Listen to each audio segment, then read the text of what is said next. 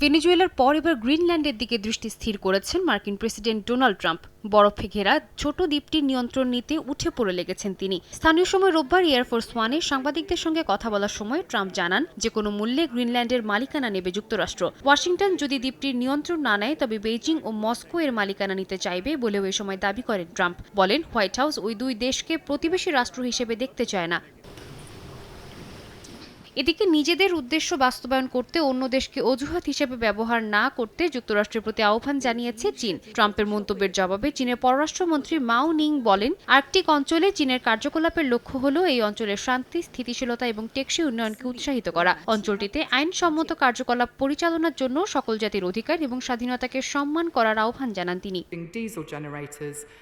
Greenland নিয়ে ট্রাম্পের হুমকি ধামকির মধ্যেই ডেনমার্কের পাশে দাঁড়িয়েছেন ইউরোপীয় নেতারা। প্রয়োজনে অঞ্চলটিতে ব্রিটিশ সেনা মোতায়েনের কথা জানিয়েছেন ব্রিটেনের পরিবহন সচিব। গ্রিনল্যান্ডের ভবিষ্যৎ নিশ্চিতের অধিকার শুধুমাত্র ডেনমার্কের রয়েছে বলে স্পষ্ট জানায় জার্মানি। আর ডেনমার্কের প্রধানমন্ত্রী বলেছেন, যুক্তরাষ্ট্র দ্বীপটির মালিকানা নিলে তা ন্যাটোর অস্তিত্ব শেষ করে দেবে। গ্রিনল্যান্ডের মালিকানার জন্য যে কোনো ধরনের সামরিক অভিযান ইতিহাসে সবচেয়ে হাস্যকর যুদ্ধ বলে গণ্য হবে বলে মন্তব্য করেছে দেশটির প্রতিরক্ষা মন্ত্রণালয়।